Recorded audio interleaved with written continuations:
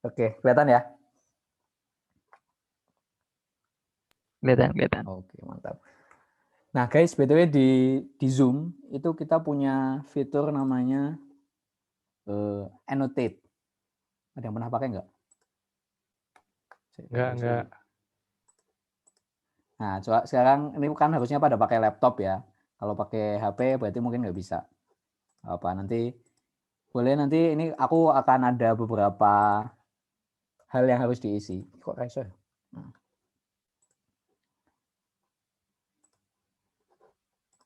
Nah, kelihatan ya slide putihnya.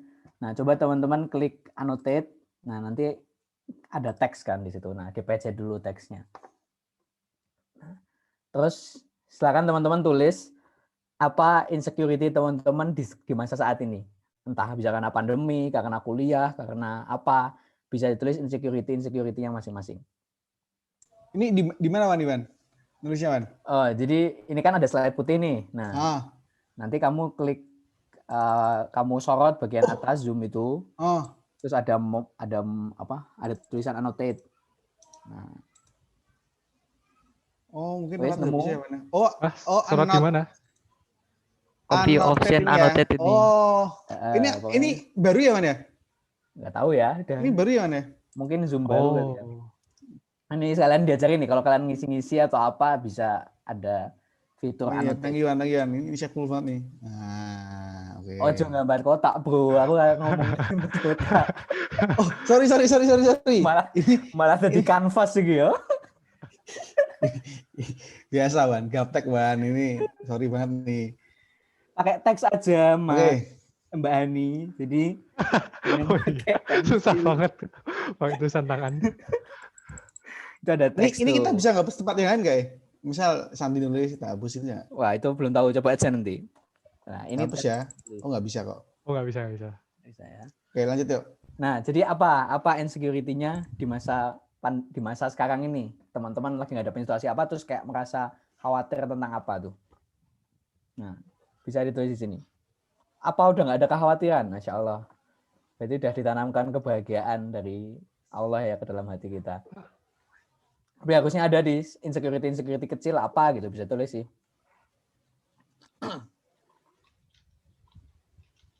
Ayo. Terima kasih. Siapa yang udah nulisin? Udah merasa tua ya.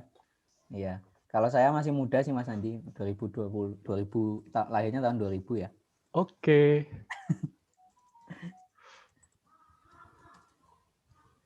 Ayo, yang lain bisa nulis? Atau ada yang masih belum bisa caranya?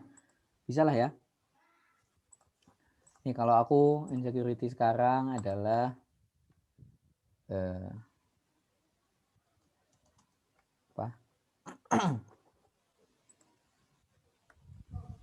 misalkan jauh dari keluarga gitu.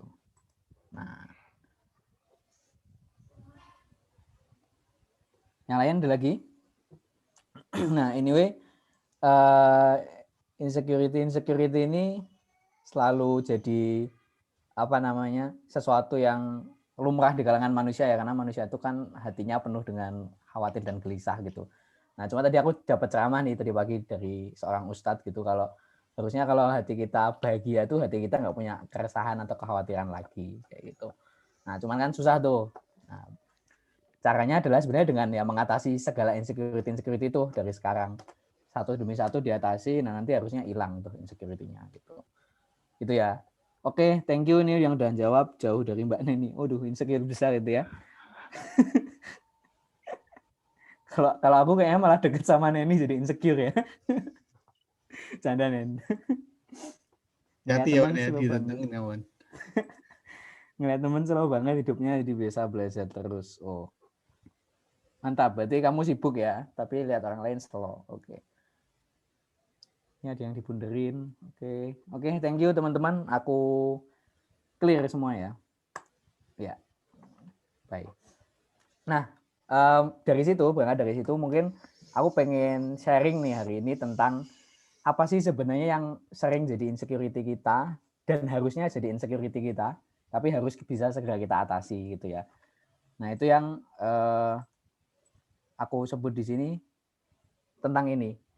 Kenapa? Karena next beberapa bulan ke depan atau beberapa tahun ke depan mungkin teman-teman akan mengalami ini juga gitu. Dulu pas aku di posisi teman-teman, mungkin aku juga nggak kepikiran ini, kayak ya udah masih semangat aja menjalani kehidupan gitu ya. Oke. Nah, jadi sebenarnya udah sampai mana gitu kita sampai jauh ini. Nah, dulu kan kita ini yo punya foto wisuda masing-masing ya. Ini foto wisuda kami para laki-laki penghuni belakang. Enggak sih, ini semua laki-laki. Terus kita foto di Buri gitu. Nah, ini masa di mana kita wisuda SMA dan belum tahu akan menghadapi apa di dunia luar gitu ya. Nah, sampai akhirnya kita masuk ke kampus masing-masing tuh. Ada yang di UGM, ada yang di UNY, di UNS, di mana itu ospeknya masing-masing. Itu kita sadar kalau kita udah masuk di dunia yang baru, di dunia kampus yang beda sama kuliah. Mungkin nanti di setiap jurusan ada perbedaan masing-masing. Yang teknik mungkin masih lebih banyak kegiatan bersama, mungkin yang FE lebih kosong, lebih transaksional gitu ya, macam-macam di kelas itu. Sampai akhirnya kita juga join berbagai macam organisasi gitu ya, organisasi di kampus.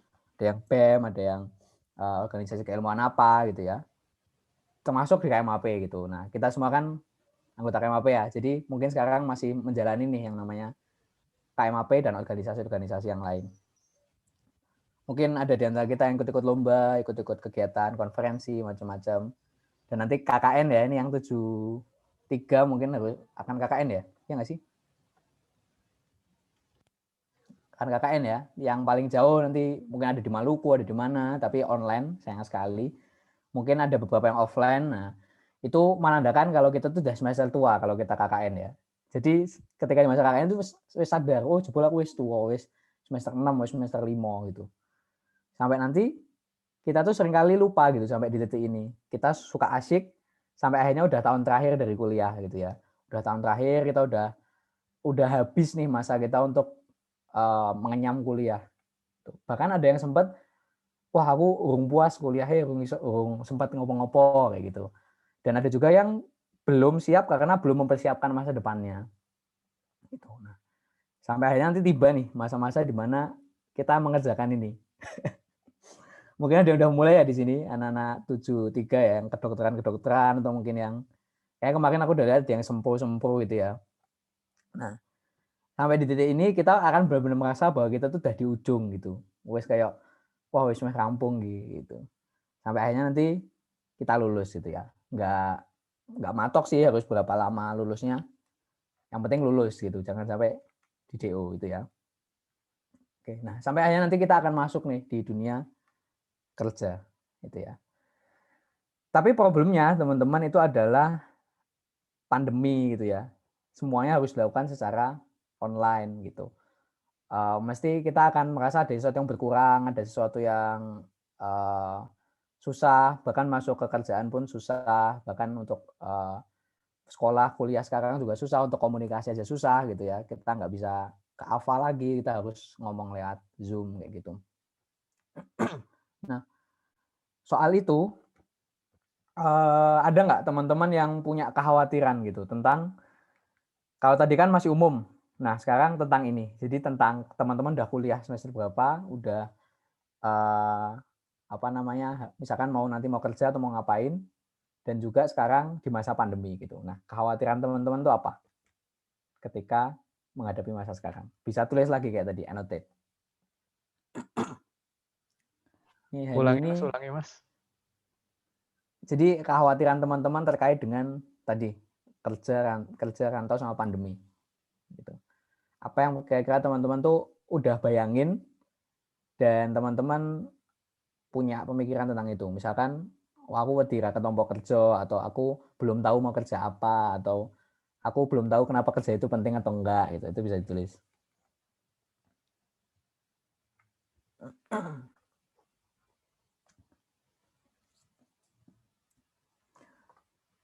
Makasih ya udah jadi asisten saya.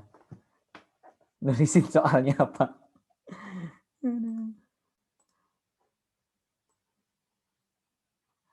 Oke. skill agak kurang kompeten karena banyak yang dipindah ke video. Oh, yang menarik. Bener tuh. Jadi suka ini ya, kayak apa-apa buat video, tapi kita nggak bisa gitu ya. Terus apa-apa didesain gitu, terus nggak bisa gitu. Khawatir nggak nemuin pekerjaan yang sesuai. Nah, ya, apalagi nih? Aduh. Apalagi ada lagi? Atau belum mikirin sama sekali terkait itu?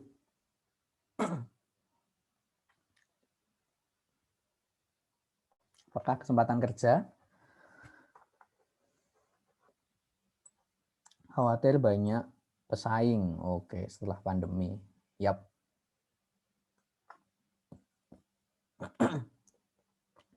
Oke, macam-macam ya. Mungkin kekhawatirannya ada yang khawatir nggak ada pekerjaan yang sesuai atau pesaingnya lebih banyak. Karena ketika pandemi kemarin itu ada orang-orang yang keluar kan di PHK. Nah, besok ketika pandemi itu udah membaik, orang-orang yang di PHK itu akan kembali ke dunia kerja, bersaing dengan orang-orang yang baru lulus saat itu dan yang lulus sekarang gitu. Jadi sebenarnya 3 kali lipat persaingannya kalau kita ngomongin dunia kerja. Tapi kalau kita wirausaha sih nggak masalah ya, karena siapapun bisa memulai berapapun jumlah orang yang ada di wirausaha itu gitu. Itu juga salah satu kekhawatiran besar di dunia kerja tentang persaingan gitu ya. Oke, ada lagi? Cukup? Ya. Oke, mungkin itu dulu ya. Jadi ternyata teman-teman udah memikirkan tentang itu, khawatir adaptasi di lingkungan rantau. Kayak gimana ya cara menghadapi lingkungan rantau? Mungkin terutama kita yang anak-anak Jogja dari kecil ya.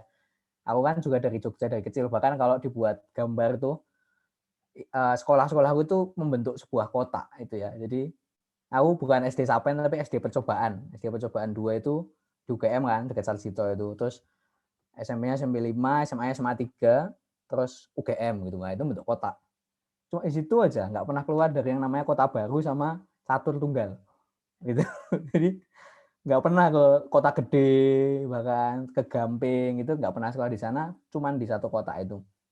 Nah, dulu pas awal-awal ketika rantau ke Jakarta dulu sempat magang 1 kali juga kayak bingung gitu. Maksudnya, ternyata berbeda ya, kayak everything harus dilakukan sendiri-sendiri dan di-plan sendiri-sendiri kayak gitu.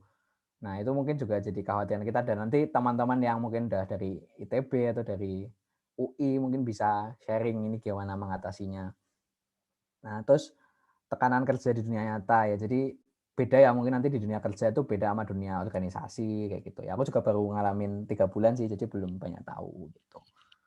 Oke, thank you teman-teman jawabannya. Nah, nanti harapannya teman-teman bisa sedikit tahu ya pertanyaan-pertanyaan ini, nanti bisa aku sedikit sharing, nanti bisa yang nambahin juga kalau teman-teman ada yang tahu yang lain. Oke. Sip. Next. Nah, alhamdulillah teman-teman sampai di titik ini aku bersyukur pernah melalui itu tadi ya. Beberapa hal yang tadi aku mention di atas, dari organisasi, lomba, termasuk KMAP gitu ya. Karena aku jadi punya bekal gitu. Aku yakin juga kalau apa yang terjadi sama diriku sekarang itu pasti juga kumpulan dari masa-masa lalu gitu ya. Teman-teman juga gitu pasti. Teman-teman kayak gimana sekarang itu mungkin karena pengaruh masa lalu.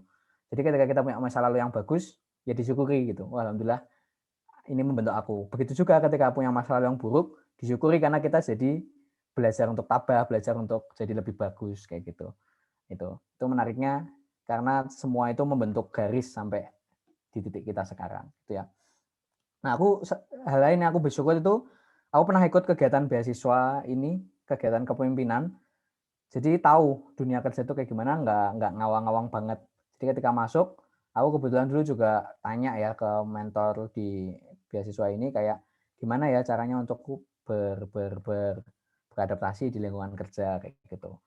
Nah, terus aku juga bersyukur punya pengalaman magang gitu. Nah, ini mungkin nanti teman-teman juga bisa tiru kalau misalkan mau magang gitu ya, karena magang tuh benar-benar ngasih pengalaman sebenarnya kamu tuh kayak gimana di dunia kerja tuh, disuruh-suruhnya kayak gimana, terus hubungan sama atasan kayak gimana, itu kalau mau kerja di dunia-dunia konvensional ya, jadi karyawan gitulah istilahnya. Nah, terus juga aku bersyukur yang lain itu pernah melakukan beberapa project gitu selama kuliah. Jadi ini project semacam penelitian gitu sama ada dosen pembimbing skripsiku, sekaligus untuk aku nggak harus skripsi sama ngerjain penelitian beliau gitu. Jadi udah tahu gimana cara manage waktu di saat yang bersamaan ketika kita harus ngerjain skripsi juga. Terus beberapa juga alhamdulillah pernah dapat amanah untuk ngerjain beberapa project ya, kayak kemarin diminta bantu teman di apoteknya kayak gitu. Nah, itu pengalaman menarik banget buat teman-teman jadi bekal istilahnya kayak gitu. Nah, terus juga yang aku bersyukur lagi itu adalah aku sempat explore gitu di kampus. Aku dulu pernah dibilang sama Mas Farhan, aku tuh sebenarnya sempat agak menyesal kan karena nggak begitu banyak explore di UGM kayak gitu. Di kampus manapun ya. Karena sebenarnya kampus itu memberikan kita kesempatan untuk explore sebanyak-banyaknya. Entah explore ke dosen-dosennya, ke organisasi-organisasinya, ke birokrasinya bahkan kayak ini di gedung pusat, ke seminar-seminarnya, atau mungkin bahkan ke perpustakaan-perpustakaannya gitu. Kan nggak semua kampus menyediakan jurnal-jurnal gitu ya untuk dibaca. Maksudnya kalau di luar kampus mungkin nggak dapat gitu. Kalau di kampus kan kemungkinan besar akan dapat akses gitu. Nah itu kadang kita nggak manfaatin sampai akhirnya kita udah lulus, banyak ya ternyata yang aku belum nikmati dari kampusku. Kayak gitu. Padahal maksudnya kita membayar kan, terus kita ada kesempatan tuh. Nah kenapa nggak kita manfaatkan gitu. Termasuk eksplor juga keluar. Jadi kadang kita nggak tahu nih di UI itu kayak gimana, di UB kayak gimana. Ya pernah main ke sana dan ngobrol-ngobrol juga gitu. Jadi kita punya insight yang lebih luas. Tuh, dan ini juga dulu sempat ada acara sama Pak Pratikno ya, jadi ada kayak kepanitiaan gitu sama beliau, dan itu alhamdulillah sih jadi ngerti kayak gini ternyata yang kita bisa eksplor di UGM gitu. Oke, nah dan aku juga bersyukur pernah jalan-jalan di Jogja. Saya kalau nanti teman-teman udah masuk dunia kerja atau apalagi di Jakarta, agak susah ya untuk main-main gitu, untuk jalan-jalan. Jadi kayak aku bersyukur banget Bian tahu neng pantai, tahu neng Mangunan, pernah ke kebun teh gitu. Dan bahkan aku agak menyesal kenapa belum semua tempat di Jogja itu aku kunjungin. Aku belum pernah ke Gedung Beksi, belum pernah ke lagi ya beberapa museum kayak gitu-gitu. Nah, dan itu susah untuk kita lakukan sekarang gitu. Jadi mumpung teman-teman masih punya waktu, it's okay untuk traveling gitu ya, main-main sama KMAP, Museum Sandi. Apa itu museum? Oh iya, Museum Sandi itu ya yang waktu mau PPLB ya, kita kunjungin bersama-sama. Oke. Nah, itu teman-teman kalau masih punya waktu bisa dilakukan gitu. Dan mungkin yang puncak syukur ya, aku yang pernah alami itu adalah pernah mengenyam lingkungan agama gitu. Kenapa? Karena itu pasti membekas teman-teman. Jadi ketika kita pernah dulu bersahabat dengan orang-orang yang baik, pernah belajar ilmu agama gitu, setidaknya itu tuh membekas meskipun kita udah pindah ke lingkungan yang berbeda, pindah ke tempat yang berbeda, bahkan pindah ke pemikiran yang berbeda gitu. Jadi di tempat kerjaku itu banyak yang nggak sholat gitu ya, entah karena non muslim atau karena muslim tapi nggak sholat aja gitu. Itu bahkan ada yang kayak udah nggak pernah sholat selama beberapa tahun ke belakang kayak gitu. Terus ketika misalkan kemarin ya sebuah tantangan dunia kerja itu, kemarin aku pernah pas mau terawih itu ditelepon kayak gitu dan harus ada kerjaannya selesai jam 12 malam. Jadi kayak ya bingung juga untuk waduh gimana nih terawihnya kayak gitu. Jadi ada kejadian-kejadian kayak gitu yang nggak terduga tuh di dunia kerja, dan ketika kita punya bekal ini itu kayak adalah bekasnya gitu. Alhamdulillah yang aku dapetin. Ya datang bulannya setiap hari ya Mas Yafi. Alhamdulillah. Oh iya boleh itu tarawih kelat, jadi ternyata berguna ya tarawih kelat kalau di masa-masa kayak gitu. Nah jadi teman-teman mumpung masih punya kesempatan bisa kalau ada kelompok-kelompok ngaji bareng atau belajar aja secara sendiri di YouTube kayak gitu atau baca buku gitu, itu bisa dilanjutkan gitu. Jadi nanti ketika kita udah pindah ke tempat lain ada bekasnya. Nah, dan jangan sampai kelewat nih ya masanya teman-teman, ini adalah masa dimana kita harus mulai ngeplan gitu. Mulai ngeplan sebenarnya kita itu punya cita-cita apa. Dan cita-cita tuh macam-macam ya, nggak harus jadi jangan mengukur kesuksesan kita tuh dengan kesuksesan orang lain. Misalkan orang lain banyak yang jadi jadi karyawan swasta misalkan. Tapi kalau kita memang punya cita-cita yang lain nggak masalah. Yang penting kita berusaha untuk mencapainya. Nah, boleh nih teman-teman, ada slide kosong lagi bisa ditulis. Ya. Aku suka ini ya menulis biar ada interaksi. Nah, bisa ditulis apa yang teman-teman bayangin teman-teman jadi apa di beberapa tahun ke depan. Yang paling teman-teman pengenin. Berapa tahun nih Mas? 5 tahun atau? Terserah, cita-cita wae lah pokoknya. Bebas, misalkan tuku SSB itu juga boleh. Duh, pencet. Cita-cita apapun ya, bisa pekerjaan, bisa impian di masa depan, mau punya apa, mau beli apa misalkan, atau mau bersedekah ke beberapa orang misalkan. Ya, usahawan, Masya Allah. Nah, jadi senang kalau punya teman yang pebisnis ya. Jadi kalau kita beli itu sekaligus ada rasa senang karena bisa memakmurkan produk dia. Gitu. Dan pasti terpercaya ya punya teman sendiri. Tuh. Terus kalau misalkan produknya nggak terpercaya, gampang kita nyarinya kalau teman sendiri. Jadi misalkan Sandi dodolan opo, dodolannya elek. Nah, kita bisa track tuh Sandi, bisa kita cari langsung. Apa itu, Han? Dosen. Masya Allah. Mantap-mantap. Bu dosen. Teknik industri kamu ya, Han? Buka cabang toko di Jogja. Mantap. Siapa ini yang nulis ini? Ijo. Mau buka cabang toko di Jogja? Siapa ini yang bilang?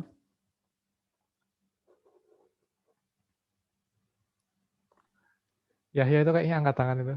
Yahya. Oh ya ya. Oh, mantap. Toko apa ya? Toko shotgun. Toko cat aja Mas. Yang kalau toko airsoft nanti aja. Oh, siap. Oke. Pakai eraser bisa dihapus kan? Pakai eraser. Nah.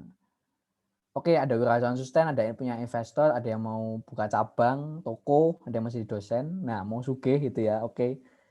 Banyak cara ya untuk mencapai sugih gitu.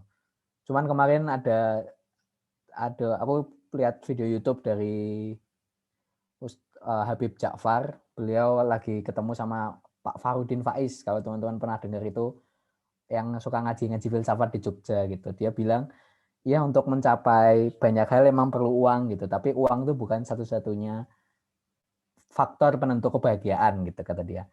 Jadi harus kita berjuang nih misalkan untuk punya uang nggak masalah, tapi itu bukan satu-satunya penentu kebahagiaan gitu. Tapi kalau ditanya mau sugih atau enggak ya pasti mau ya kita sebagai manusia gitu.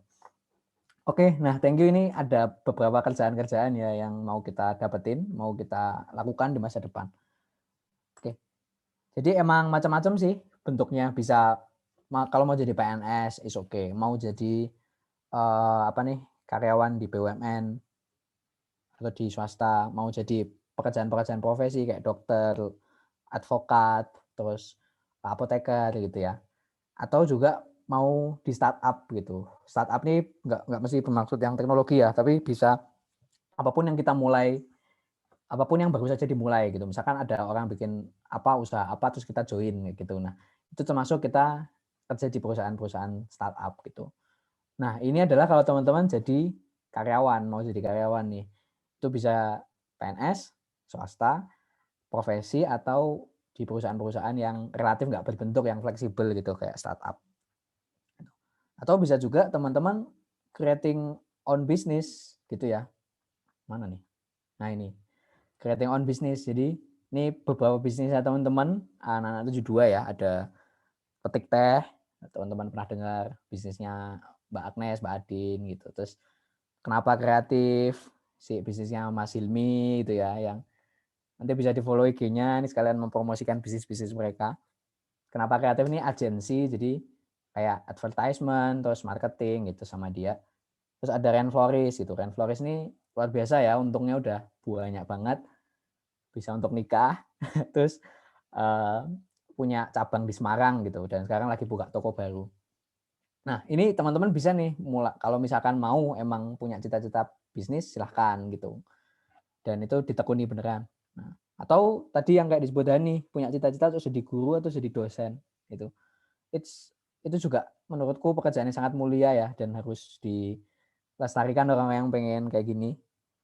Nah, karena jariahnya banyak gitu katanya, dan banyak hal yang bisa dieksplor gitu di dunia pendidikan gitu.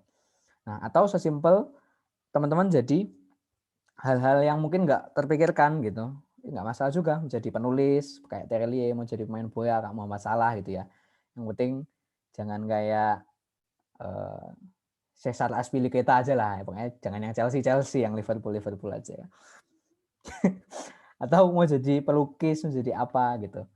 Atau sesimpel sebenarnya jadi ibu rumah tangga pun adalah sebuah pekerjaan yang sangat mulia juga, karena mendidik anak dan lain sebagainya gitu ya. Bahkan bisa bisnis dari rumah gitu. Itu juga nggak masalah punya cita-cita itu. Yang penting kita mengajarnya. Gitu. Itu. Nah, tapi teman-teman, kita harus memikirkan itu tuh, bapak rumah tangga ya. Oke, jadi kita harus memikirkan itu tuh, apa sih yang mau kita lakukan di masa depan. Nah, cuman jangan buru-buru. Jadi kalau misalkan nih nanti ketika kita udah masa waktunya kok belum dapat yang kita cita-citakan, itu juga nggak masalah, karena kita nggak lagi lari gitu. Kita lagi ini aja, lagi melihat apa sih di masa depan itu yang mau kita dapetin. Jadi nggak usah buru-buru. Kalau lihat temennya udah kerja, udah apa, ya nggak masalah gitu. Itu kan mereka. Kita punya jalan kita masing-masing. Jadi jangan bandingin sama orang lain, dan ketika mungkin mimpinya nggak tercapai, itu juga kita baiknya nggak kekeh gitu. Kalau misalkan emang bukan jalannya, ya mungkin ada jalan di tempat lain gitu. Itu karena sebenarnya dulu aku juga ada kantor akuntan lain yang sebenarnya pengen masuk ke sana gitu. Cuman waktu itu nggak dapat panggilan, jadi ya udah yang dapat ini ya nggak masalah di tempat ini kayak gitu. Jadi kita punya mimpi, tapi ya kemanapun takdir Allah membawa ya itu yang terbaik gitu kan, karena kita nggak tahu, mungkin yang menurut Allah baik menurut kita enggak kayak gitu kan. Nah, jadi semua punya rezekinya masing-masing dan pasti dikasih di momen yang pas gitu. Makanya aku juga sempat dengar ceramahnya dari Ustadz Umar Mita gitu, beliau bilang kita harus bersyukur sama profesi yang kita udah dapatin sekarang, karena banyak orang yang bahkan untuk mendapat profesi itu tuh susah gitu. Beliau cerita kayak ada orang yang tinggal di tahu kalau tahu ya ada jembatan itu. Di jembatan itu kan kadang ada pipa-pipanya tuh, pipa-pipa di jembatan itu. Nah, ada orang yang tinggal di dalam pipa-pipa itu. Jadi bayangin tuh, bukan di kolong jembatan ya, tapi di pipa-pipa jembatannya. Kayak gitu. Dan pekerjaannya apa? Pekerjaannya ya pemulung gitu kan. Artinya untuk dapat rezeki sebanyak ini tuh udah susah. Jadi kita tuh perlu bersyukur udah sampai di titik ini, gitu istilahnya. Itu ya. Nah, dan dunia itu nanti keras sih teman-teman. Kenapa? Karena ya ini beberapa masa yang mungkin udah aku temui ya selama 3 bulan ini. Jadi kerja versus sholat gitu. Itu bukan sesimpel kuliah versus sholat atau organisasi versus sholat. Karena kalau di organisasi atau di kuliah itu kan untuk kita. Jadi kita tuh bisa milih gitu. Nah, tapi kalau untuk kerja itu kadang kita tuh yang lagi dituntut gitu. Jadi kita yang ada deadline jam sekian. Jadi harus punya ini aja rasa dan cara untuk bisa tetap sholat kayak gitu. Nah, terus juga mungkin nanti teman-teman akan nemu beberapa hal-hal yang bertentangan sama nurani gitu. Misalkan apa kerjaan-kerjaan itu kan pasti ada ya campur-campurnya. Misalkan apa namanya diubah sedikit biar apa gitu. Kalau di akuntansi misalkan angkanya dirubah sedikit biar apa. Gitu-gitu banyak. Atau mungkin kalau di bisnis ya nggak apa-apa nganggarin yang banyak nanti biar kita dianggap kinerjanya bagus padahal pengeluarannya sebenarnya cuma sedikit kayak gitu. Nah, itu banyak tuh kita temuin. Nah, terus juga ada persaingan nggak sehat kayak misalkan kita ngerjain sesuatu kerjaan tapi itu diklaim sebagai pekerjaan orang lain, itu bisa juga, wajar kayak gitu.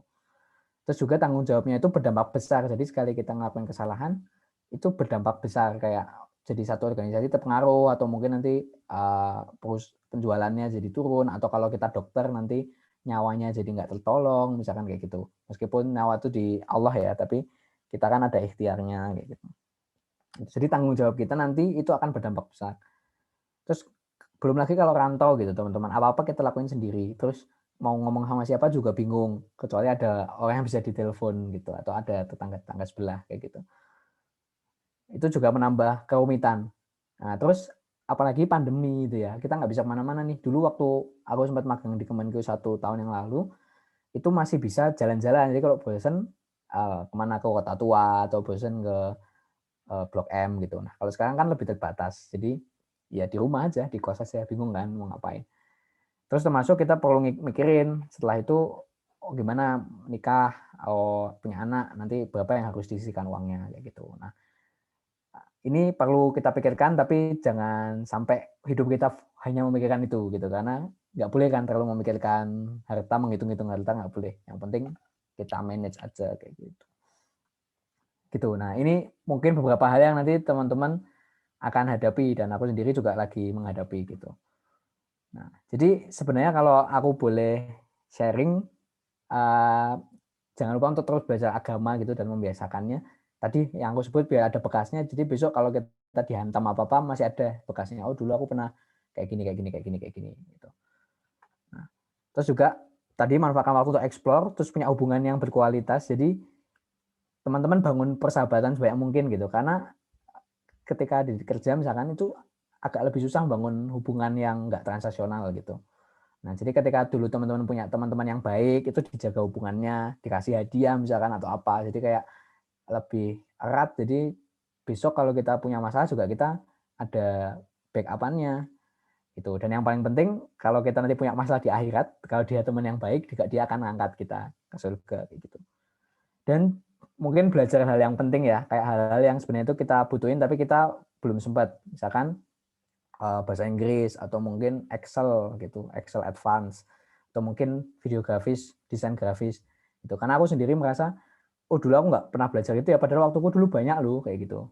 Sekarang ketika butuh harus sambil belajar sambil ngerjain kayak gitu. Itu kan jadi lebih susah. Gitu. Dan mungkin jangan lupa untuk berbuat baik ya, sama stay happy, karena balik lagi kebahagiaan bukan terletak dari kita kerja atau enggak, pandemi atau enggak, rantau atau enggak, tapi kebahagiaan itu dari internal diri kita. Jadi sesusah apapun kehidupan kita, kalau kita bahagia ya kita bahagia aja kayak gitu. Entah lingkungan kita sedih, kalau kita bahagia aja gitu. Dan ini ada sedikit quotes dari ini ya, Mas Sabrang Mawo Damar Panuluh, Noe, kalau teman-teman tahu Noe Leto ya. Jadi beliau itu kan anaknya Cak Nun. Jadi pemikiran-pemikirannya itu sefilosofis Cak Nun gitu. Jadi beliau itu ternyata waktu nulis lagunya Sandaran Hati itu, kalau teman-teman anak 2006 dengerin musik harusnya tahu ya, Sandaran Hati. Itu dia nulis karena waktu itu dia tuh lagi desperate. Karena bingung, kenapa sih aku harus hidup? Kenapa nggak langsung ketemu sama Tuhan aja? Soalnya aku sesuk urip yo mati bakalan kayak gitu. Nah, terus dia ada di desperate itu sampai akhirnya dia tuh sadar bahwa di liriknya itu kan teringat pada janjimu ku terikat gitu kan. Jadi dia tuh ingat bahwa dia tuh pernah berjanji sama Allah untuk banyak hal yang dia janjiin. Mungkin yang sering di-spill ke kita kan janji bahwa kita akan memeluk agama Islam dan akan pokoknya menyembah Allah gitu kan. Tapi mungkin ada janji-janji yang lain yang kita nggak ingat kita pernah berjanji apa. Nah, salah satu yang disebutin itu adalah bahwa dia tuh pengen hidup secara berarti gitu. Itu ya. Jadi berdirinya itu kan hanya sebentar aja. Nah, dia akan memaksimalkan berdirinya itu. Jadi dia pengen hidup secara berarti gitu. Jadi ketika kita mengejar apapun itu jangan lupa untuk lihat berarti nggak sih ini yang aku kejar. Berarti untuk orang lain atau enggak, berarti untuk agama atau enggak, berarti untuk bangsa atau enggak. Jadi kita ngambil keputusan apa juga jangan mikirin diri kita sendiri, tapi apa artinya untuk yang lain kayak gitu. Dan apa artinya untuk akhirat kita. Nah, gitu sih kira-kira sedikit ya, mungkin nanti lebih banyak di pertanyaan aja kalau misalkan ada yang mau tanya-tanya gimana sih pengalamannya Mas, misalkan pas skripsi atau pas nyari kerja atau pas apa kayak gitu. Silakan. Nah, tapi mungkin satu yang terakhir adalah jangan lupa bahwa kerja atau belajar itu adalah sarana atau wahana ibadah aja. Jadi bukan tujuan akhir. Ini juga yang masih harus aku pelajari banget ya, maksudnya jangan sampai menjadikan itu tuh sebagai tujuan akhir. Tapi itu sebagai saran aja, kayak misalkan mau menafkahi keluarga pakai kerja, mau bersedekah lebih banyak berarti pakai kerja, mau bisa kerja berarti belajar dulu kayak gitu. Jadi sebagai sarana aja, dan ketika kita udah mendapatkan sarana itu harusnya emang kita pakai untuk tujuan awal kita. Dan emang benar sih, maksudnya ketika udah kerja jadi lebih mudah untuk mau melakukan apapun dengan uang kita kayak gitu. Gitu sih kira-kira. Sedikit dari aku, mungkin nanti bisa ngobrol-ngobrol aja. Jazakumullah. Assalamualaikum warahmatullahi wabarakatuh. Oke, waalaikumsalam Waalaikumsalam warahmatullahi wabarakatuh. Luar biasa, teman-teman. Ini menyentil juga nih.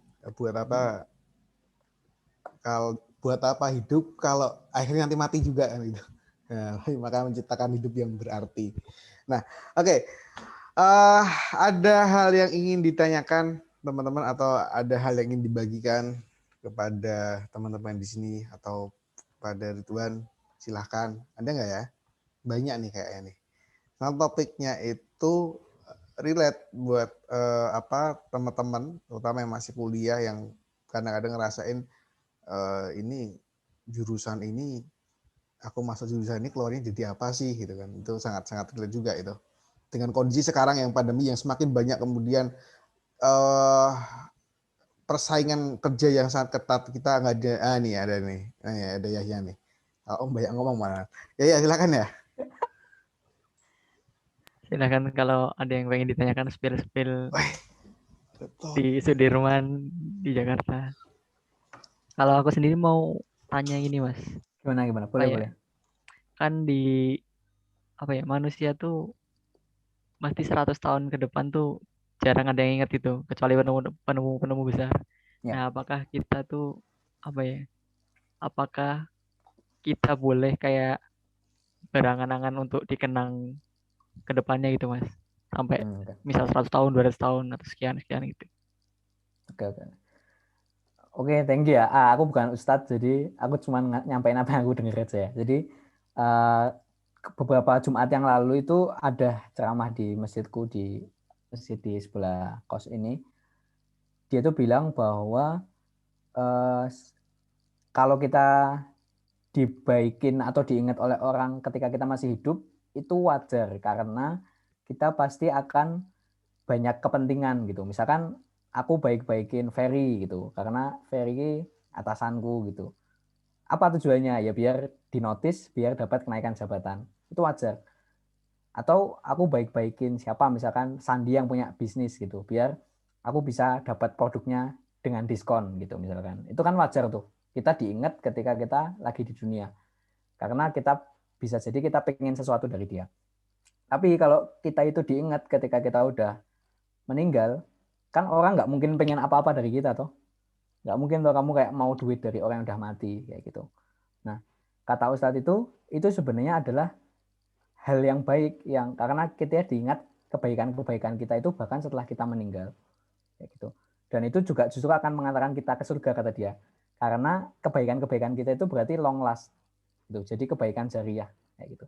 Syaratnya adalah itu kebaikan ya. Jadi kita bukan melakukan hal yang buruk. Nah, misalkan aku dieling-eling mergo nakal gitu misalkan. Yo orang ngaruh, Bro. Maksudnya bukan kebaikan jariah yang kita ini. Ya gitu. Jadi malah bagus sebenarnya kalau kita mau untuk diingat gitu. Nah, cuman balik lagi itu bukan untuk kebaikan, bukan untuk hal-hal yang duniawi gitu ya, tapi kayak kebaikan aja. Misalkan kayak dia tuh orangnya suka nolong, jadi terus diingat. Jadi ketika orang ini meninggal tuh orang merasa kehilangan gitu. Bahkan aku sendiri kayak punya mimpi untuk biar kalau pas meninggal gitu yang layak banyak gitu, biar banyak yang doain kayak gitu kan.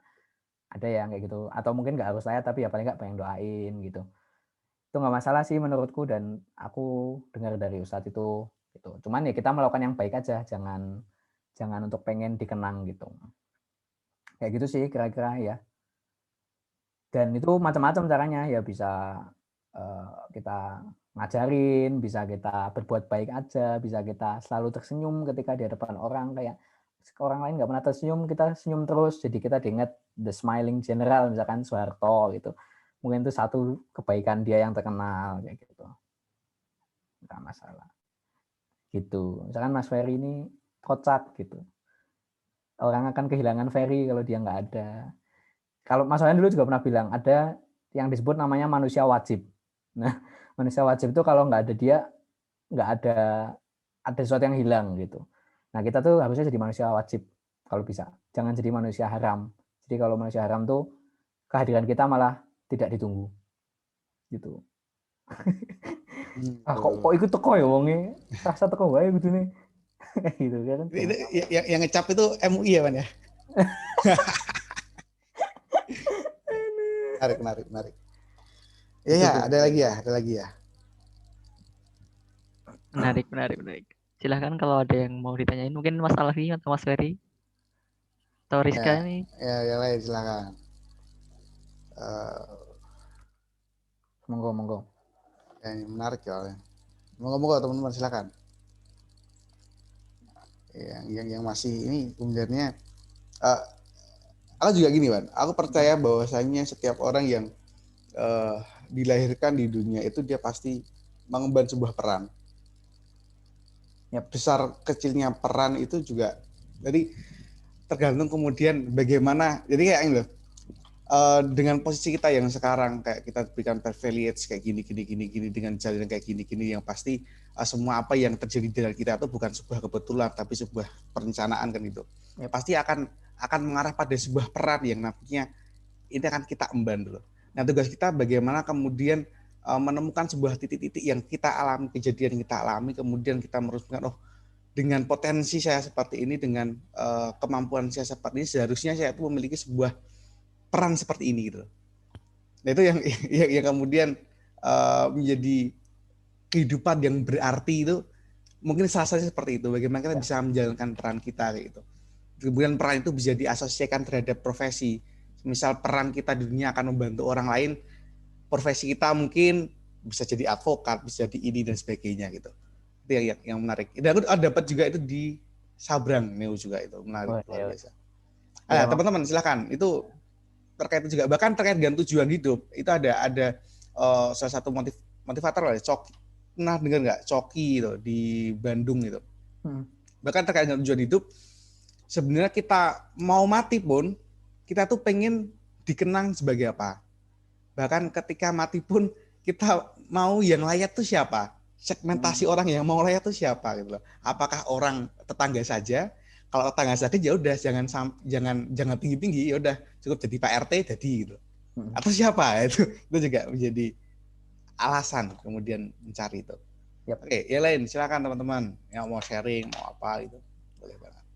Nyambung sih yang tadi Ferry ya, benar. Kalau aku juga memikirkan yang sama, kita tuh punya peran masing-masing dan kita nggak bisa ambil semua peran gitu. Jadi mungkin dulu kita ada yang pernah bikin nih, kita ikut macam-macam biar kita punya banyak pengalaman apa gitu. Pada akhirnya kita nggak bisa ambil semua peran guys gitu. Jadi emang kita harus milih aja mau apa, mau berkontribusi apa gitu. Tapi mensupport yang lain gitu. Misalkan sekarang nih aku jadi akuntan publik, ya wis gitu. Nggak bisa tuh nyambi apa misalkan jadi ustadz atau apa, itu susah ya. Tapi bisa sambil tetap sharing-sharing kayak gini bisa kayak gitu. Nah, itu yang kita harus define sebenarnya kayak kita mau jadi apa gitu. Terus dulu sempat ada nih yang kayak apa? Maksudnya kan ada beberapa perbedaan ya. Sebenarnya kita tuh boleh merencanakan hidup atau enggak sih gitu kan. Kayak boleh nggak sih kita tuh pengen jadi apa? Apakah itu melanggar takdir Allah gitu kan, kayak berarti kita mendahului nih, kita kayak dikte Allah, ya Allah aku pengen jadi iki, sedangkan Allah punya jalan yang terbaik gitu kan. Nah itu tuh berstrategi itu tuh nggak masalah ternyata teman-teman, karena Rasulullah pun ketika perang pun berstrategi gitu kan. Nggak mungkin dong dia jalan aja dengan santainya sambil berharap apa dari Allah ada petunjuk, ada badai misalkan untuk menghempuskan musuh-musuhnya, kan nggak, tetap berstrategi gitu. Jadi nggak masalah berstrategi, yang penting kita tuh nggak fokus sama strateginya itu fokusnya sama tujuan akhirnya gitu, kayak yang dibilang Ferry tadi, untuk memberi apa, buat peran apa, mengemban peran apa kayak gitu sih kira-kira. Dan satu lagi Wan, aku menambahkan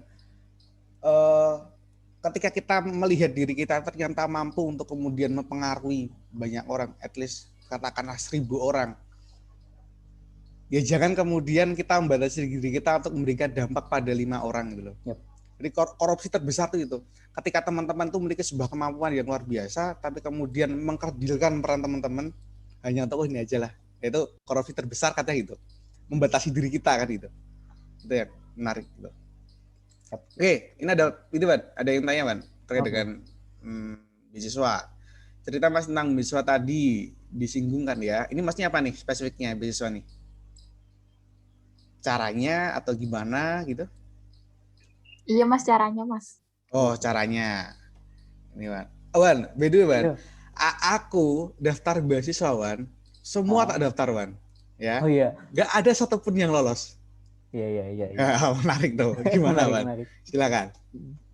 Oke, menarik. Iya, beasiswa tuh mungkin paling banyak dicari ya oleh orang-orang di kampus, dan nggak masalah, banyak yang gagal tuh banyak gitu. Jadi sebenarnya ini tuh bukan terus teman-teman tuh jelek banget kalau gagal, enggak gitu, karena memang kesempatannya sedikit dan yang daftar itu banyak kayak gitu. Bisa jadi juga ketika kita dapat itu memang karena lagi rezekinya kita dapat saat itu aja. Karena kalau dibilang nih, misalkan aku dulu XL gitu, XL Future Leaders itu juga aku kalau ditanya kenapa bisa lulus juga nggak tahu kenapa, karena nggak punya tipsnya gitu, kayak udah jalanin aja. Karena dulu kan aku belum ngerti ya kayak gimana sih untuk menghadapi interviewer gitu kan, belum tahu karena belum masuk ke XL Future Leaders dong, jadi belum diajarin gitu. Nah cuman ya by trial and error aja waktu itu kayak gitu. Jadi aku dulu dapat alhamdulillah ya 2 beasiswa, yang beasiswa unggulan sama beasiswa XL gitu. Nah beasiswa unggulan itu beasiswa dari Kemendikbud kan, ini beasiswa yang sangat menggelontorkan uang dalam jumlah banyak ya. Jadi salah satu kayaknya Kementerian Pendidikan tuh emang anggaran yang cukup besar itu ke sana gitu. Kayak kita bisa dapat UKT itu dibayarin full setiap semesternya sampai kita lulus, dan ada kayak uang bulanan sama uang buku gitu. Nah, kalau dulu masih nggak begitu susah karena kuotanya masih banyak sama semua jurusan dibuka gitu. Tapi kalau sekarang kayaknya ada pembatasan gitu. Jadi cuman beberapa jurusan yang bisa, terus kuotanya juga lebih sedikit karena pemerintah kan lagi fokus di COVID kan. Jadi kayak pasti dikurangin gitu. Nah, itu kalau di beasiswa itu ya mungkin sekalian sharing kayak ya, kalau tipsnya itu gimana kali ya. Kalau di beasiswa unggulan sebenarnya tipsnya adalah kita memang menunjukkan komitmen besar untuk berkontribusi untuk negara. Nah, itu tipsnya. Dan itu emang kayaknya harus kita miliki ya. Maksudnya ya masa kita nggak mau berkontribusi sih buat negara gitu kan. Itu tunjukin di esai-esai kita, di pas kita interview kayak gitu. Nah, jadi ngerelatin bidang kita sama apa yang bisa kita berikan untuk negara. Gitu. Nah, itu insya Allah ada kemungkinan untuk dapat beasiswanya. Gitu. Terus kalau yang kedua yang Excel Future Leaders itu juga itu kan tahapannya banyak, jadi mungkin lebih ke PD aja sih kalau itu, PD sama latihan gitu, karena nggak bisa dipelajarin juga menurutku. Terus paling bahasa Inggris kayak gitu, latihan bahasa Inggris, terus latihan menghadapi masalah kayak gitu. Harusnya teman-teman Patmanabe sih udah punya background untuk menghadapi masalah ya, mungkin bahasa Inggris yang kita nggak lancar-lancar banget gitu. Nah itu kita belajar lagi itu. Itu salah satunya untuk kalau yang beasiswa XL mungkin kayak gitu. Tapi secara umum emang kita nyoba terus sih. Maksudnya kalau kita nyoba sekali 2 kali gagal nggak masalah. Aku dulu juga beasiswa pertama gagal gitu. Terus alhamdulillah ada kesempatan lagi terus berhasil kayak gitu. Gitu, dan maksudnya motivasinya untuk dapat beasiswa sebenarnya sesimpel ini sih. Dapat uang untuk bayar UKT jadi nggak ngerepotin orang tua kayak gitu. Ya udah tujuannya itu aja. Nanti kan insya Allah tujuannya baik, kalau ikhtiarnya bagus juga insya Allah dapat gitu. Kalau nggak dapat di beasiswa pun mungkin nanti akan dapat dalam bentuk yang lain. Misalkan tiba-tiba orang tua kita dapat pekerjaan yang lebih baik. Nah, jadi UKT yang 7 juta itu ke cover di pekerjaan lebih baik itu yang naik gaji berapa juta. Sebulan 1 juta misalkan, itu kan udah ke cover. Jadi 6 bulan 6 juta gitu kan. Kayak gitu. Jadi istilahnya kita tetap berusaha sama berdoa aja. Nanti kalau kita nggak dapat di beasiswa itu, mungkin kita dapat rezeki tempat lain. Kayak gitu. Gitu ya. Kira-kira itu. Nanti kalau mau tanya-tanya, misalkan minta filenya, bisa dulu. Ada Yahya pernah juga minta filenya. Siapa pernah minta filenya, silakan. Nggak apa-apa kalau mau minta. Gitu. Rizka nih panggilnya siapa ya? 75 ya? Jumat Mas Rizka Mas panggilannya. Astagfirullah. Sorry tenan. Kecewa. Jumpat ya? Oke. Divisi apa dek kamu? Saya sekarang studev Mas. Dev ya. Oh ya. Oke. Ya. Ya, kenal. Salam kenal juga Mas. Oke. Ya, terus yang kedua nih, apa? Dalam hidup kita punya kuasa nggak sebenarnya, kan rezeki udah ditakar. Ada yang harus effort lebih, tapi yang mentok segitu. Jadi sebenarnya kita punya kuasa nggak atas diri kita kalau ujungnya ada batasannya. Oke, menarik nih pertanyaannya. Jadi rezeki itu kan udah ditentuin tuh. Kayak kalau kita kerja keras, kayaknya juga nggak dapat rezeki yang lebih banyak dari yang udah ditentuin. Kalau kita rezekinya emang banyak, kalau kita kerja sedikit, berarti rezekinya juga nggak berkurang dong, kan kayak gitu. Ya harusnya gitu ya kalau menurut premis ini. Dan emang kalau banyak ustadz memang bilang gitu sih. Jadi rezeki kita tuh udah pasti. Rezekinya Ferry ya sekian, rezekinya Rizka sekian, rezekinya Via sekian. Cuman yang kita lakukan effort atau usaha itu sebenarnya adalah bagian dari ibadah gitu guys. Jadi kita tuh rezeki pasti dapat, tapi kalau kita berusaha sebenarnya itu tuh kita lagi beribadah. Sepanjang niatnya beribadah gitu ya. Jadi tujuannya orang-orang kerja atau effort atau apa misalkan belajar untuk dapat nilai bagus, misalkan cari relasi untuk bisa bikin bisnis gitu. Itu sebenarnya adalah usaha yang bernilai ibadah. Gitu. Nggak mempengaruhi hasilnya, nggak mempengaruhi rezekinya gitu. Tapi mungkin mempengaruhi seberapa cepat rezeki itu didapat itu bisa. Gitu. Misalkan, aku lebih banyak belajar, ya berarti aku lebih cepat tuh bisa merealisasikan rezeki-rezeki itu kayak gitu. Itu bisa. Itu jadi rezekinya nggak akan ketukar dan nggak akan bertambah berkurang, cuman itu bagian dari ibadah. Gitu sih. Jadi aku termasuk orang yang tetap menyarankan untuk yaitu bekerja apapun pekerjaannya gitu. Karena kalau kita bekerja dan diniati ibadah ya pahalanya gede gitu. Kan dibilang itu juga salah satu bentuk jihad kan. Kalau kita mati bekerja juga katanya kan husnul khotimah gitu kan. Sepanjang itu niatnya untuk menafkahi kayak gitu. Atau kalau yang perempuan ya membantu ekonomi keluarga gitu itu kan nggak masalah. Jadi ini juga saya dapat debatan nih kayak perempuan tuh harus kerja atau enggak gitu. Itu juga dibahas di ekonomi syariah tuh. Abi Yoga nih harusnya juga membahas nih di SEF ya. Woman employment gitu. Pandangan Islam gimana? Nah, sebenarnya kan yang wajib mencari nafkah kan suami, tapi sebuah kebaikan besar bagi istri kalau dia bisa membantu ekonomi keluarga gitu. Jadi nggak masalah kalau mau bekerja sepanjang nggak lupa sama tujuan utamanya dia juga yang sebagai bareng-bareng di keluarga suami sama istrinya kayak gitu. Nah, gitu sih kira-kira. Jadi menurut aku sepanjang yang aku tahu itu Rizka. Jadi kayak kita usaha itu sebagai ibadah aja kayak gitu. Dan mungkin maksudnya harapannya kita lebih puas ya kalau kita dapat sesuatu karena kita berusaha gitu. Daripada kita mendapat sesuatu yang cuma-cuma kayak gitu. Keren, makasih Mas. Yoi, sama-sama.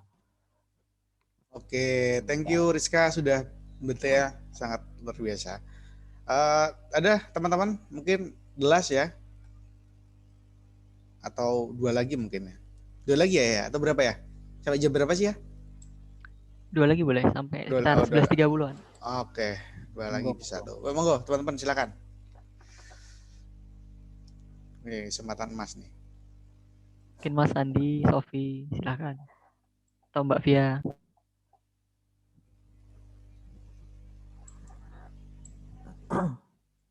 Aku mau tanya Mas. Iya, gimana San? Jadi kan tadi ada kaitannya usaha-usaha gitu kan ya.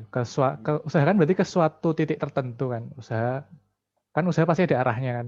Ya. Nah, itu gimana caranya kita menentukan bahwa titik ini masih relevan untuk diusahakan. Misalnya kita punya beberapa plan gitu ya, plan A, B, C, D, E, F, G gitu. Terus habis itu di suatu titik mungkin kita menganggap plan A itu sudah tidak relevan untuk diusahakan, terus pindah ke plan B. Nah, itu kalau menurut Mas Edwan itu sebenarnya mengenai plan-plan A, B, C, D, E itu seperti apa dan kapan waktu yang tepat atau kondisi waktu yang tepat untuk kita menentukan bahwa sudah saatnya berpindah itu sebenarnya apa? Oke.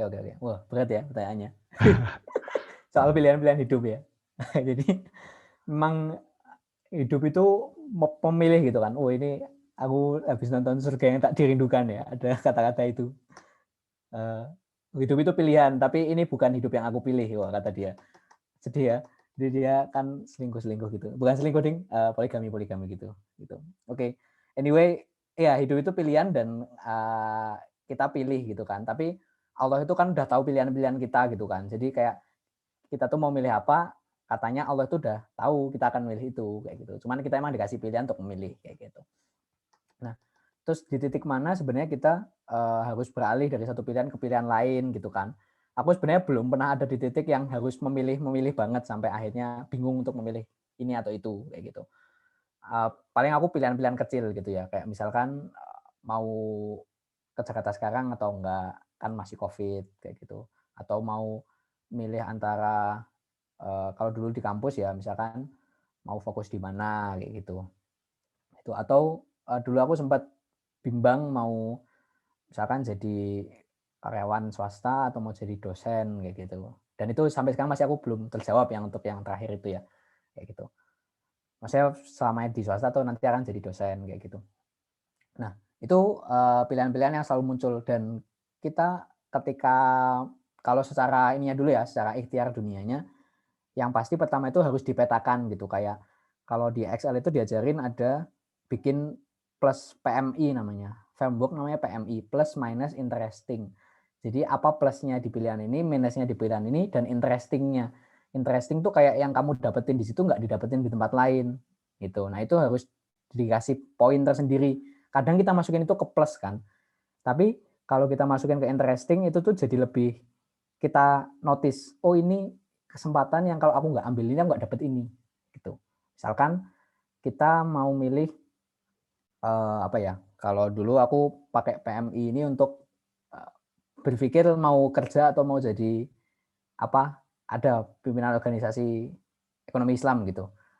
Nah, kalau interestingnya kalau aku di organisasi ekonomi Islam ini, aku bisa dapat relasi ke stakeholders misalkan di Bursa Efek Indonesia kayak gitu. Itu aku tulis interestingnya gitu. Tapi kalau interestingnya di dunia kerja ya aku langsung dapat pengalaman ininya, pengalaman realnya, bukan lagi sebagai anak-anaknya kayak gitu istilahnya. Nah itu aku tulis di interestingnya. Jadi itu ikhtiar kita untuk memetakan dulu mana yang baik buat kita. Itu. Nah terus yang kedua itu adalah pakai istiqoroh yang jelas ya. Kalau misalkan pilihan-pilihannya memang pilihan-pilihan yang susah, diistiqorohin gitu kayak gimana ya aku harus ambil ini atau enggak ya Allah gitu. Aku udah berusaha berikhtiar untuk memetakan, untuk milih, untuk minta izin orang tua misalkan. Terus yang terakhir kita ikhtiarkan gitu. Kita istiqorohkan. Jadi kita libatkan Allah di keputusan-keputusan itu. Jadi besok nih kita misalkan salah ngambil keputusan kita nggak gelo gitu. Karena kita tahu ini pasti ada jalan di baliknya. Karena Allah sendiri yang udah janji ketika ngasih hasil istiqoroh ke kita. Gitu kan. Nggak mungkin dong Allah milihin ini. Kan yang milihin Allah tuh. Nah nggak mungkin Allah milihin ini tapi dia nggak ngasih sesuatu di baliknya. Kayak gitu. Bahkan aku cenderung sempat berpikir gini, kayak mbok aku ini nggak usah dikasih banyak pilihan, semuanya dipilih aja sama kamu ya Allah. Biar kita nggak bingung milih gitu kan. Kayak siapa tahu nek kita milih malah kita salah gitu kan. Jadi sebenarnya ada baiknya juga orang yang mungkin nggak dikasih pilihan ya sama Allah. Itu mungkin itu udah pasti jalan yang baik karena itu nggak kita pilih. Nah tapi kalau kita harus milih ya tadi dipetakan terus habis itu diistiqorohin. Nah tapi ketika kita udah milih tapi ternyata kayak kita merasa salah misalkan itu emang kita harus lihat sih dari sebenarnya kita tuh mungkin yang pertama kita senang atau enggak ya di tempat itu. Nah, misalkan kita enggak senang, kita memilih itu kan kita enggak bahagia. Jadi terus buat apa kita milih itu kalau kita enggak bahagia? Atau enggak harus bahagia diri kita tapi bahagia orang lain gitu. Misalkan kita kerja untuk membahagiakan anak istri. Kita mungkin enggak bahagia tapi dengan kita kerja anak istri bahagia ya misalkan. Kok aku ngomong kayak wis nikah wae yo. Yo tapi ngono lah. Kalau kayak gitu nggak masalah karena maksudnya kita nggak bahagia tapi kita membahagiakan orang lain, ya itu tetap dikejar nggak masalah. Berarti itu mungkin belum titik di mana kita harus berubah haluan. Tapi kalau emang udah nggak ada yang bahagia dari situ, mungkin ibadah kita juga jadi kacau. Nah mungkin itu adalah titik di mana Allah tuh ngasih sinyal kalau ini tuh bukan pilihan yang baik. Jadi dilihat aja dari kondisi-kondisinya sebenarnya berarti atau enggak sih pilihan kita. Kalau ternyata udah nggak berarti ya mungkin kita harus pivot atau ganti haluan. Gitu sih kira-kira, dan jangan takut untuk ganti haluan sih menurutku, karena ya kalau kita bandingin sama bisnis yang nggak ganti haluan tapi diambang kehancuran justru dia bangkrut gitu. Bandingin sama mereka yang pivot atau ganti model bisnis, itu dia bisa berhasil walaupun di awal struggling kayak gitu. Itu sih menurutku, San. Dan jangan lupa itu kembalikan lagi ke istiqorohnya kalau mau ganti haluan juga. Gitu kira-kira. Mantap, terima kasih Mas Ridwan. Wow, ini kayaknya pembicaraan malam ya harusnya ya. ini kalau pagi itu bahas kayak gitu tuh, gitu ya. Jadi kayak tingkat insekuritas tinggi waktu malam misalnya. Jadi ya, jadi teks mungkin kita adain kayak gini, tapi malam ya Ban ya. Skillnya dapat Ban. Kalau pagi-pagi bahas kayak gitu, waduh, masih panjang hidupnya. Oke, ada last question teman-teman, silakan. Last question. Ada nggak?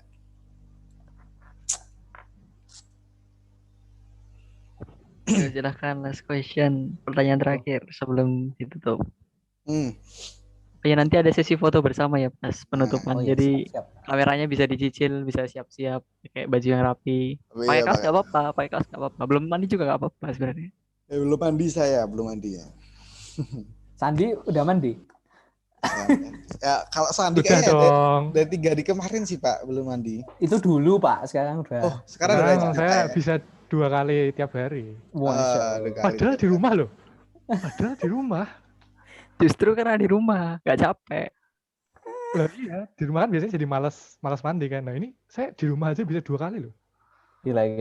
Ya besok 3 kali lah Pak, biar beda dari yang lain. 2 kali kan biasa. Oke, let's ini last question dari Sofi. Aku cuma penasaran Mas apa ya kali. Ini bisa itu kan. Oh Ridwan, berangkat kepada. Aku sendiri udah mendefine ya, aku nggak punya bakat di bisnis sekarang. Wan, sama Wan. Dari semua bisnis yang tak jalani Wan, semuanya gini Sobat. Tapi aku lagi coba. Aku ini kayak trail lagi. Ini semisal itu, wah ini kayaknya cocok nih. Silakan. Bener sih. Jadi maksudnya kan aku suka tertarik ya sama orang-orang bisa bikin bisnis ya, kayak mandiri, financially independent gitu kan kalau punya bisnis sendiri dan bisa mempekerjakan orang lain. Aku sebenarnya itu adalah sebuah harapan. Aku sebenarnya punya kepengenan itu, tapi mungkin memang jalannya belum di situ. Mungkin nanti di masa depan bisa jadi buat bisnis sama orang lain kalau udah punya modal misalkan. Cuman sekarang ketika aku belum punya modal, aku mendefine diriku kayak bukan orang yang se-risk taker itu di dunia bisnis ya. Beda kalau di dunia organisasi mungkin lebih risk taker karena nggak banyak yang terpengaruh lah. Tapi kalau bisnis kan ya susah ya, misalnya udah bawa uang gitu. Nah, aku sendiri mendefine kayaknya aku belum di sana gitu Sof. Jadi kayak memang nggak mencoba untuk bisnis sih, kayak paling membantu teman yang bisnis gitu, tapi nggak yang benar-benar create dari awal gitu. Soalnya mungkin aku bukan tipe orang yang itu ya untuk sekarang gitu. Kayak misalkan aku sama Mas Hilmi nih, Hilmi kan bisnis tuh, kan kita masih sering ngobrol ya. Nah kayak emang dia ini punya kemauan dan kemampuan untuk memulai gitu. Meskipun dia juga cerita di awal-awal, aku jadi bingung kan, aku kan duwe bakat bisnis kok ora kayak gitu kan. Dia juga nggak langsung berhasil kayak gini. Dulu bisnisnya juga ini kan pasti naik turun gitu. Baru yang ini yang benar-benar luar biasa kan. Kenapa Kreatif kan udah gede tuh, lumayan lah untungnya, terus juga kliennya udah banyak kayak gitu. Nah itu juga dia berawal dari aku sakjane duwe bakat pora kayak gitu. Nah kalau teman-teman mau mulai bisnis sebenarnya nggak masalah, nggak punya bakat pun coba aja dulu kalau mau coba ya gitu. Tapi kalau emang nggak mau coba, aku misalkan juga nggak masalah gitu. Jadi ya balik lagi nggak perlu melihat orang lain punya apa terus kita pengen kayak dia gitu. Aku cukup berbangga, bersenang hati punya teman yang pebisnis. Makanya aku selalu bilang, kalian punya bisnis, punya gitu. Ben aku duwe kanca sik pebisnis, meskipun aku ora pebisnis, aku punya teman yang pebisnis. Jadi kayak kalau butuh produk bisa ke dia, bantuin dia sekalian. Terus kalau aku punya apa yang bisa dibantu ya bantuin dia. Misalkan aku punya pemahaman nih soal pajak gitu. Terus ada orang yang mau tanya, nek misalkan omsetku wis ning dhuwur penghasilan kena pajak gimana? Nah kan aku bisa bantu di situ. Nggak perlu terjun ke bisnisnya kayak gitu. Jadi aku emang nggak pernah milih bisnis ya, Han kayak gitu. Han soft. Nah, Terus kalau kepala organisasi, ya dulu aku mungkin beberapa kali ya ini ya memilih untuk itu gitu karena emang ya pengen aja ada sesuatu yang mau dilakukan di situ kayak gitu. Nah, cuma nanti kalau misalkan besok udah kerja gitu kan kita nggak lagi ya kepala organisasi gitu. Mungkin kalau mau nyambi juga boleh gitu. Aku sekarang masih nyambi juga ada organisasi ekonomi Islam itu yang se-Indonesia, tapi nggak jadi kepala gitu kan. Jadi kayak nggak masalah kalau mau tetap berkontribusi di organisasi. Cuman balik lagi nanti kalau kerja itu utamanya kita adalah ya memang bekerja di tempat itu. Kalau kita mau nyambi, menurutku lebih baik itu yang memang berkontribusi sosial atau religius aja. Itu sih menurutku. Jadi kayak jangan ikut organisasi yang bikin-bikin kegiatan lagi. Karena itu mungkin capek ya ketika kerja di sambi itu. Tapi kalau organisasi yang berkontribusi sosial itu bakal jadi refreshing tuh buat kita kayak oh selama ini aku mengejar dunia, sekarang aku mengejar manfaat untuk orang lain gitu. Saya kadang ini loh guys, aku merasakan ya kayak hidup merasa jadi selfish gitu. Kayak kok cuma mikirin duit buat kamu sendiri sih kayak gitu. Makanya aku senang naik undang-undang sharing gini jadi oh ada manfaat yang bisa dikasih, nggak cuma nyari duit doang gitu. Nah kira-kira gitu sih. Tapi yang bagian akhirnya enggak deh Wan. Apa? Masa Ridwan selfish dengan uangnya itu kayak paradoks itu. Tapi beneran loh, misalnya kita kerja berapa jam sehari, terus ternyata waktu kita banyak untuk hidup sendiri ya kayak gitu. Mungkin saat ini ya, tapi yang enggak paradoks deh itu. Oke, teman-teman, that's the last question from Sophie, and then udah di akhir kan? Ada itu nggak? Last apa namanya? Standing closing statement. Lah, closing statement namanya. Oh, lupa. Iya. Ada nggak Wan? Silakan Wan. Oke. Mungkin closing statementnya adalah teman-teman punya banyak keuntungan yang teman-teman rasakan sekarang gitu. Satu hal yang utama adalah bersyukur gitu. Dan bersyukur itu kan macam-macam. Yang pertama dengan kita mengucapkan syukur, yang kedua dengan mengoptimalkan apa yang dikasih. Gitu. Jadi teman-teman kalau termasuk aku kalau dapat sesuatu, yuk kita syukuri dengan mengoptimalkan itu. Gitu. Dan teman-teman perlu ngeplan gitu. Termasuk aku juga masih ngeplan untuk ke depan kira-kira mau ngapain. Harapannya dengan kita ngeplan itu kita jadi punya standing. Kita tuh mau ngasih role di mana dan mau berbuat seperti apa kayak gitu. Karena balik lagi nanti meskipun kita udah ngeplan kalau akhirnya Allah udah menentukan apa ya tinggal kita ikutin gitu. Karena manusia kan hanya bisa berusaha dan usaha itu dinilai sebagai ibadah. Jadi jangan dijadikan sebagai tujuan akhir. Itu sih mungkin yang rangkum ya dari semua tadi. Jazakumullah khair teman-teman, senang diundang ke sini bisa kembali ke rumah ya istilahnya karena di sini mungkin adalah tempat kerja dan di Jogja adalah rumah gitu dan ini adalah menurutku Jogja kayak gitu. Jadi jazakumullah khair, semoga silaturahmi kita tetap terjaga. Nanti kalau teman-teman udah sukses jangan lupa bahwa kita pernah ngobrol bareng, pernah KMAP bareng dan pernah mungkin Patmanaba bareng gitu. Jadi tetap ada ikatan dan besok kalau sukses di akhirat juga jangan ditinggalkan orang-orang yang mungkin belum sukses teman-teman di akhiratnya. Tapi semoga di antara kita sukses-sukses semua di akhirat gitu. Amin, mungkin itu aja. Assalamualaikum warahmatullahi wabarakatuh. Assalamualaikum warahmatullahi wabarakatuh. Ada rapid question Wan buat Ridwan. Ada rapid question. Nanti jawab dengan cepat dan itu ya. Oke ya. Rapid test saja ya. Oke, kerja atau S2 Wan? Sekarang kerja, nanti S2. S2. Kerja dulu ya Wan ya? Okay. Kerja dulu. Buat orang lain atau buat diri sendiri Wan? Buat orang lain. Nikah muda atau nikah setelah mapan? Personally ya, tidak perlu ditiru. Kalau memang bukan ini jalannya, aku nikah setelah mapan. Setelah mapan? Secara finansial? Iya. Oke. Udah itu Ya, good question. Kalau mau tanya kenapa milih itu, kontak Ridwan ya teman-teman. Oke. Bebas loh itu, nggak ada. Itu aku pribadi. Itu juga aku kepikiran baru sekarang, Wan. Jadi aku nggak ada apa-apa juga. Iya. Oke, lagi ya Wan ya. Sudah melangkan waktunya. Oke, kita foto dulu teman-teman sebelum kita tutup. Oke, bisa open cam supaya. Menggantung sekali pertanyaannya Mas Ferry, bikin tambah penasaran. Ya, besok lah. Oke, kita foto dulu ya, An, ya. Bisa dinaikin mungkin mukanya, atau diturunin HP-nya. Boleh. Yang baru di jalan. Oke, Rizka agak naik dikit, mungkin mukanya biar kelihatan. Ya, oke. Biar... Satu, Anel kok malah hilang. Nah, Sofina, wah pakai handuk itu. Waduh. 1, 2, 3. Oke, thank you. Oke, teman-teman, kita sudah selesai. Kita sudah dapat banyak insight juga. Jangan lupa tadi kita ada quote, ada satu yang teman-teman dapat insight-nya. Jangan lupa di post story, tag KMAP, tag Ridwan. Tag aku juga kalau ada fotoku. Kalau enggak jangan Ridwan aja sama KMAP gitu ya. Benakin engagement teman-teman biasa kalau masa online cenderung naik.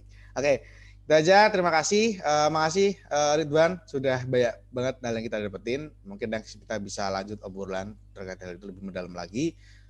Terima kasih teman-teman sudah meluangkan waktunya di Femroom, dan ketemu kapan-kapan lagi. Mohon maaf jika ada kesalahan. Assalamualaikum warahmatullahi wabarakatuh. Bye-bye. Waalaikumsalam warahmatullahi wabarakatuh. Waalaikumsalam. Terima kasih semuanya. Terima kasih. Pamit. Matur nuwun.